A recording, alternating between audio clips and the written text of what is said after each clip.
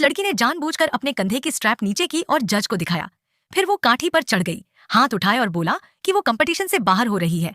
सब लोग हैरान रह गए और जज ने तुरंत स्कोरबोर्ड गिरा दिया। लेकिन कोच खुश था, उसने लड़की की तारीफ की और हिम्मत भी बढ़ाई। जैसा कि सोचा था, लड़की को इस राउंड में 0 स्कोर मिला। उसने ये सब अपनी टीममेट के लिए किया था, जो पहले जज की नाइंसाफी का शिकार हुई थी। उसकी टीममेट ने लगभग परफेक्ट परफॉर्म किया था, लेकिन जज ने पॉइंट्स काट ली और वो बहुत टूट गई थी। कोच ने जज से बहस की, लेकिन जज ने कहा कि उस मूव में खतरा था, इसलिए पॉइंट्स काटे। उसके बाद जितने भी एथलीट्स आए, सबने एकदम सही परफॉर्म किया। फिर भी जज हर किसी के नंबर काटता गया। दरअसल जज को सिर्फ स्पॉन्सर की मर्जी से मतलब था। फिर अगली एथलीट आई, उसने बहुत मुश्किल मूव किया और ऑडियंस ने ताली बजाकर उसका स्वागत किया।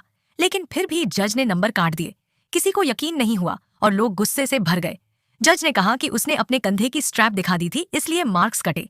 कोच चिल्लाया और लड़की को समझ आया कि परफेक्ट परफॉर्म करने का कोई मतलब नहीं रह गया है।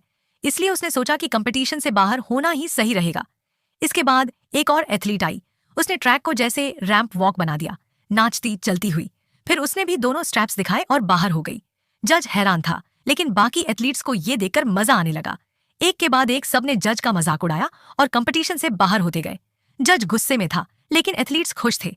तभी लड़की को एक आइडिया आया, अगर हर इवेंट में ऐसा किया जाए तो विनर तो हम खुद ही तय कर सकते हैं। फिर उन्होंने दूसरे रीजन के एथलीट्स से बात की और सबने तय किया कि अगले इवेंट्स में भी ऐसा ही करेंगे।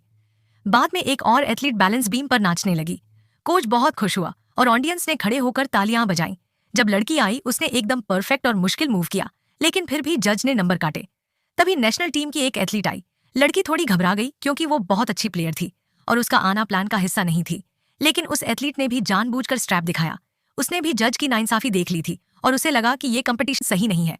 उस वक्त जज पूरी तरह से काबू से बाहर हो गया और लड़कियों ने अपने तरीके से अपने हक की लड़ाई लड़ी।